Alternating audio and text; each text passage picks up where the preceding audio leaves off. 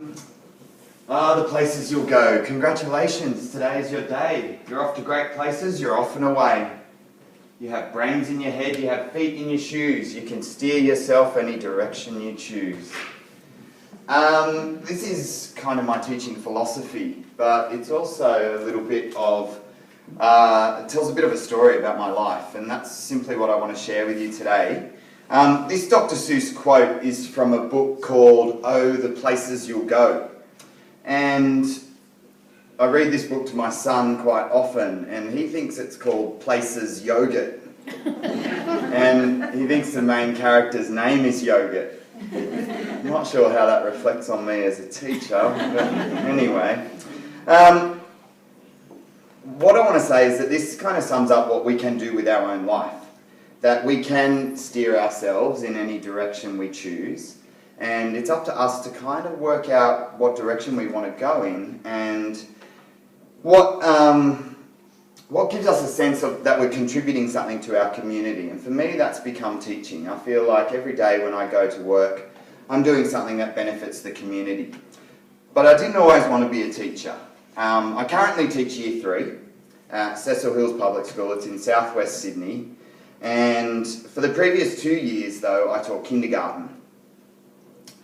For those of they're two of the most challenging and rewarding years of my life. For those of you who have children, I'm sure you're well aware of the challenges and rewards that go along with raising children. On some days, our children are the most beautiful, amazing little creatures that we'll ever meet in our life. And then on other days, there's those not so good days where nothing seems to go right. The dinner doesn't get eaten, the pants get peed in, the tantrums get thrown because you can't have ice cream for breakfast, but that's children. Well, multiply that by 20 and you get some idea of what it's like to teach kindergarten. There are good days and not so good days, but I love my job with a passion, and that's pretty much what I want to share with you today. My job is my soul food. I feel like I make a difference every day when I go to work, and that I'm doing something that benefits the community.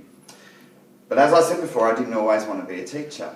Both my parents were teachers, and so my family weren't rich, but we were comfortable and we were happy.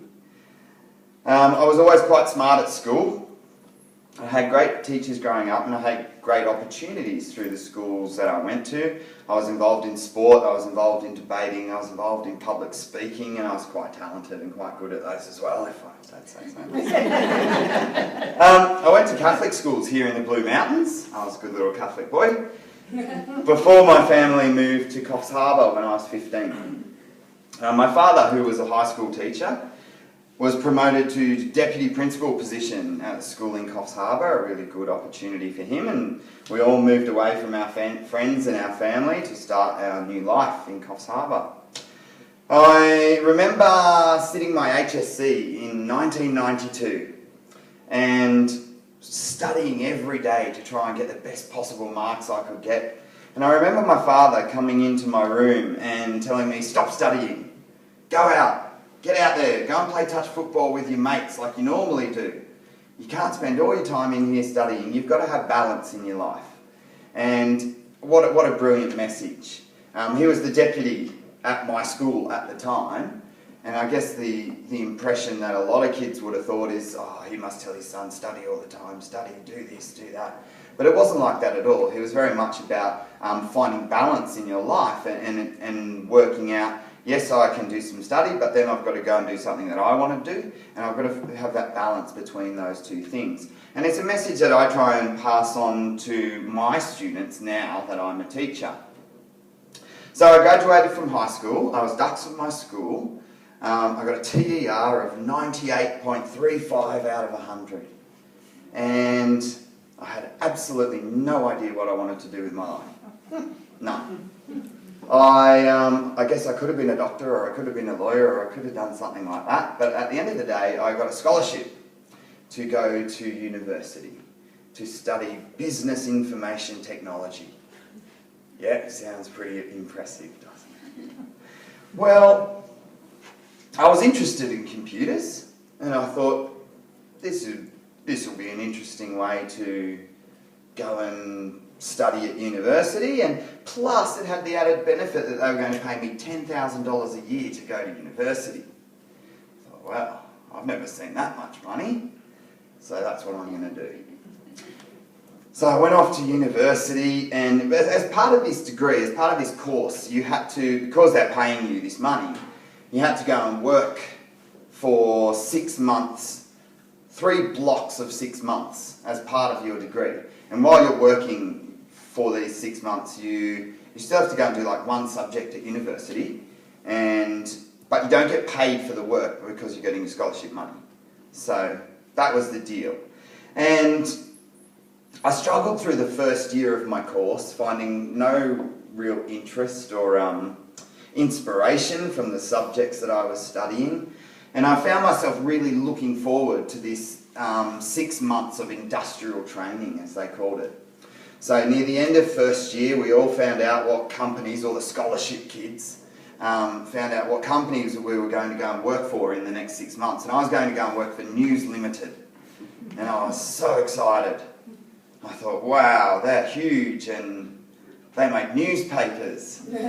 So they must be important and very good. No.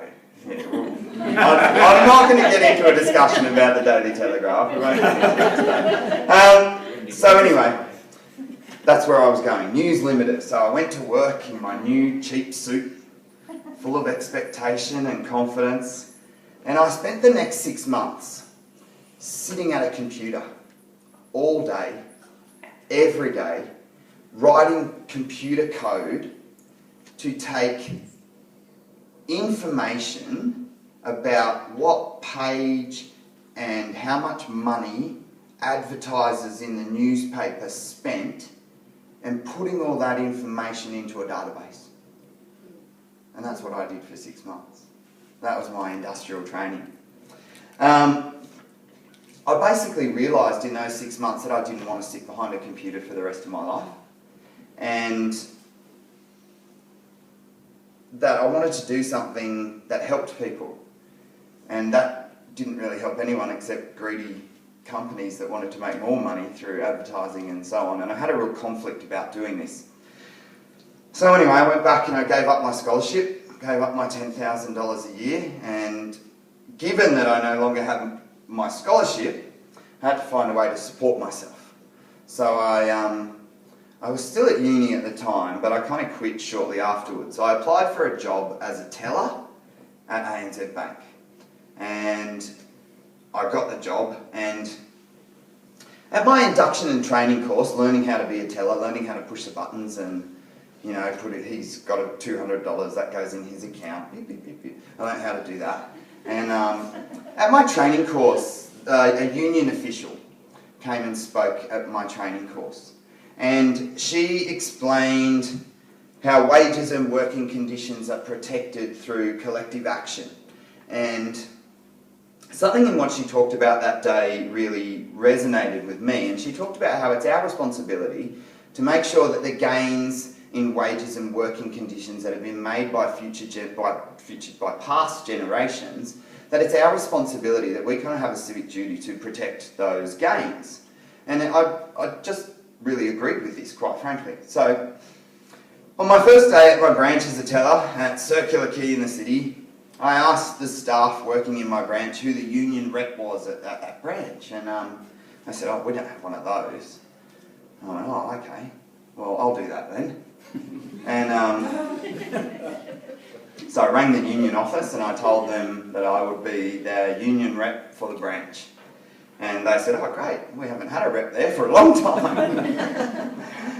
So over the next year, I recruited many bank staff to join the union, explaining that their ability to get future pay rises and protect their conditions depended on having a strong, organised workforce that was prepared to stand up for their rights. Well, this was the real beginning of my journey of helping people. The staff who work for a major organisation like a bank are by definition little people, particularly the ones that work in branches. They're the small cogs in a big machine that make that machine tick on a daily basis. No one at the top of an organisation like that knows the names of the people who work in the branches,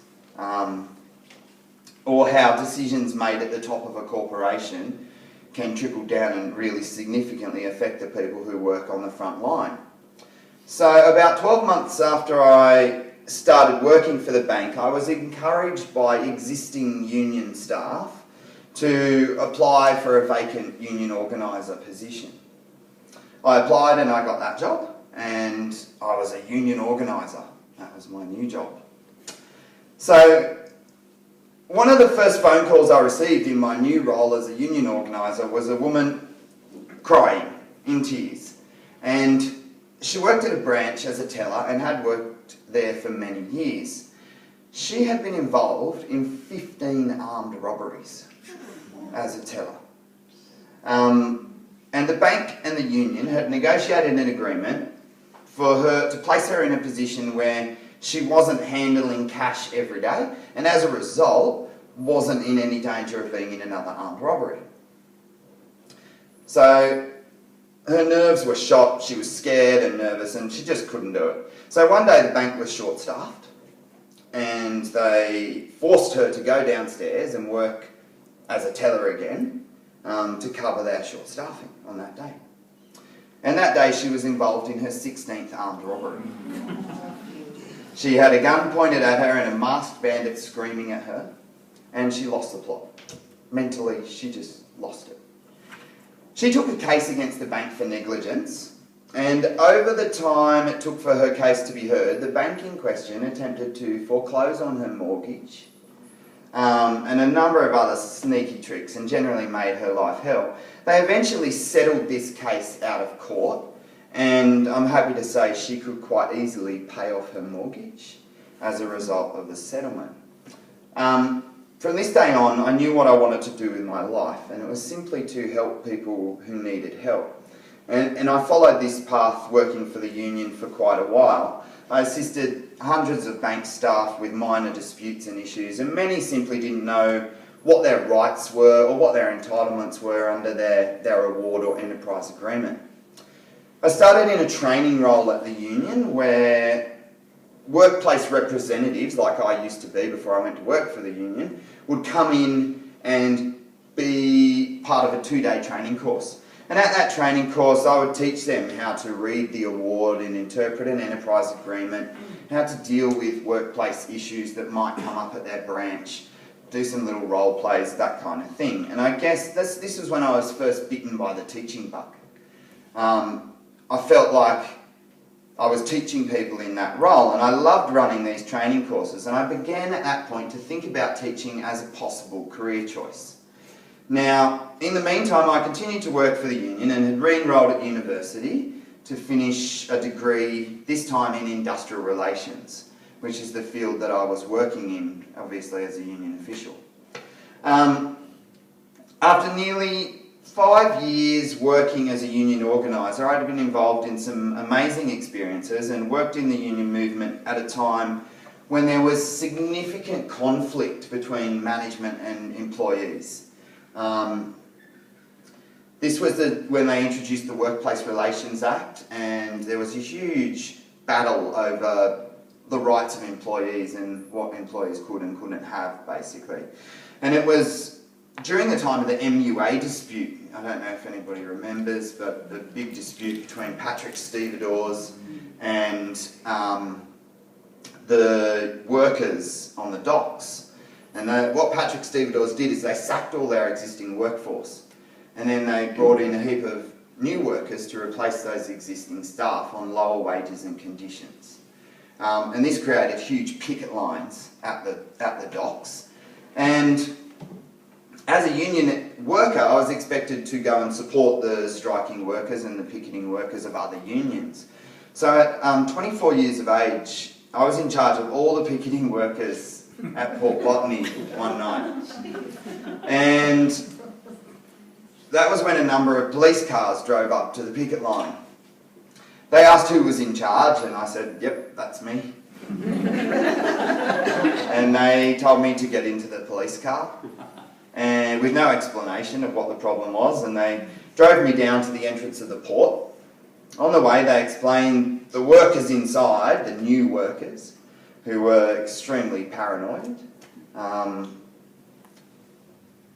They'd heard a ticking noise, and they believed that one of the picketing workers had placed a bomb there to blow them all up for their treachery in replacing the existing workers. So I explained that I thought that was highly doubtful, and I agreed to go with the police on a search. How exciting. I couldn't believe it. How lucky am I? Anyway, we slowly approached the ticking sound. We worked our way up there, heart beating rapidly, and we discovered a bomb? No. A bug-catching device. There were many of these devices scattered around the port. They had a little fan that spun around and sucked the bugs into like a container on the other end. And there was something that got caught in it, like a leaf, and it was every time the fan went around, it was so that was very funny. They had to put these all around the port at night time because of all the lights that they use when they're working out there. They scatter these bug-catching devices around. I saw the funny side of the whole episode. The police were not quite so amused. Yeah, I think they felt a bit funny. Shortly after this, in no related sense, I left the union to pursue a career in teaching. I was a little bit worried about just jumping from this to that and not having really any idea if I would enjoy it. And having recently met my future wife, who'd been teaching English in Japan, I decided to go to Japan and kind of test it out before getting proper qualifications to become a teacher. So I spent the next 5 years teaching English in Japan and loved every minute of it. I knew that I'd found what I wanted to do. I'd found a career that made me want to get up and go to work every day.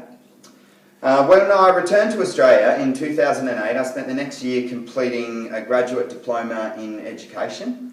It was a 1-year course to enable somebody who's already got a degree to become a teacher. I completed the course with excellent results. I had an interview with the Department of Education, and then I was very quickly appointed as a targeted graduate, working as a permanent teacher at a school in southwest Sydney. Now, I chose to teach in primary schools with kids in kindergarten to year 6 because this is the critical age where attitudes to education are formed. And I hoped that I'd be able to educate and inspire our littlest citizens in a way that would make them love school and love learning.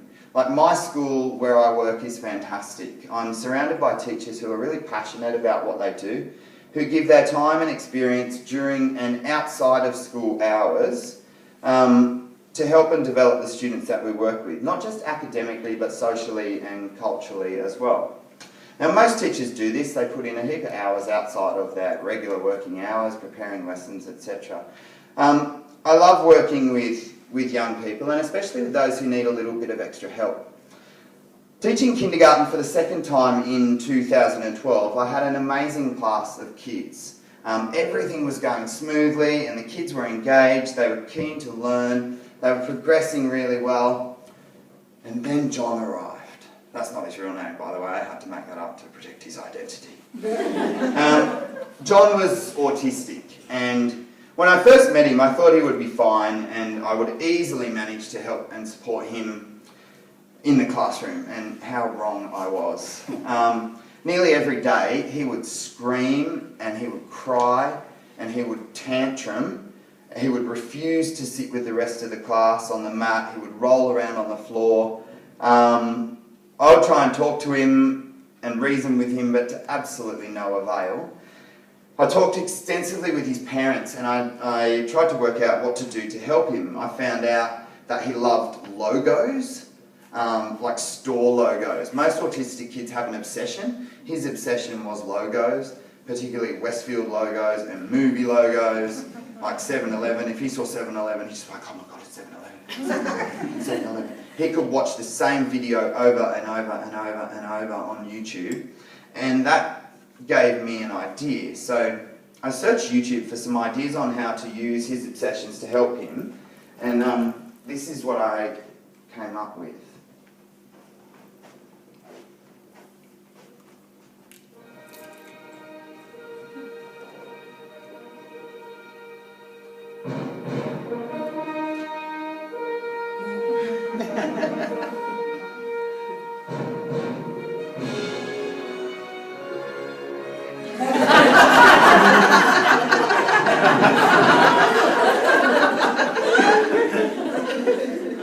genius, eh?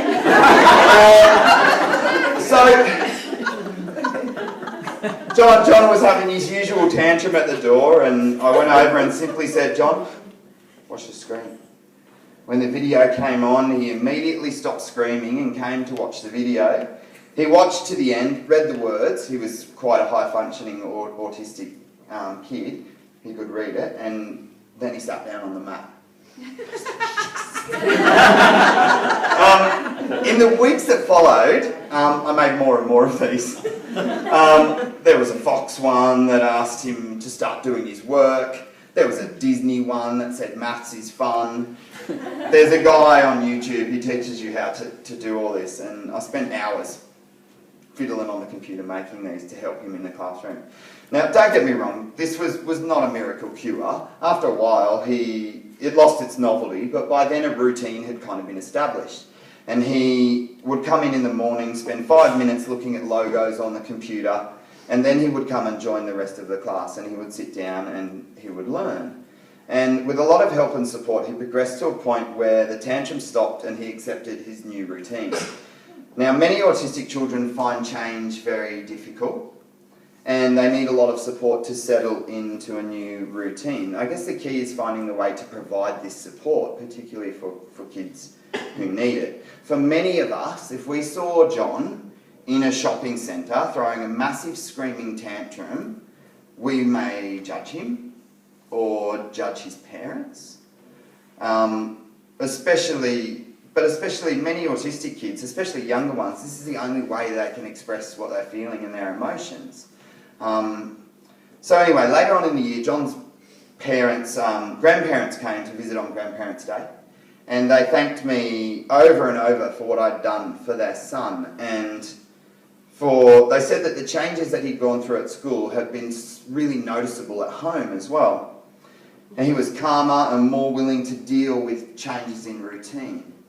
And this is why I love my job.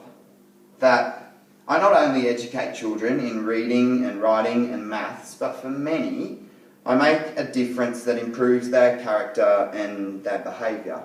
Now, over my teaching career, there have been many moments like this. I've received Christmas cards at the end of the year that have literally brought a tear to my eye, when it becomes clear to me just how much parents out there appreciate what we do as teachers, in not only teaching their children, but in guiding them and supporting them and encouraging them and genuinely caring about them. Now, sadly in Australia, we don't place enough value on education. The education system that outperforms all the others in the world is Norway. And in Norway, teachers are paid a salary similar to doctors and lawyers. Sorry, I'm not getting greedy. Taxi! The reason they do this is twofold. In this way, they attract intelligent people into the teaching profession. And their littlest people have access to some of the best and brightest minds in the country as their teachers. Now, to me, that makes a lot of sense. But secondly, the government believe that the job that teachers perform is inherently valuable and should be rewarded appropriately. Very few top high school graduates in Australia choose teaching as a career because it doesn't pay well and it doesn't have the same status as more highly paid jobs. If we're really serious about improving education in Australia, then we need to look at how we attract and reward our teachers. After all, isn't the education of our young people one of the most important things we do? In time, they will become the future leaders of our community. I'll just leave you with that thought. So, I was nearly 34 when I officially started my teaching career in Australia. It took me a long time to find what I wanted to do, what made me want to get out of bed every day. But the journey was worth it, and along the way I stumbled and I fell and I found my way and I fought for others and I travelled the world, and finally I found the job that I'll probably do for the rest of my life. My final thought for you is, if you aren't happy with what you do, look for what will make you happy and you'll eventually find it. You just have to keep looking sometimes. Thanks.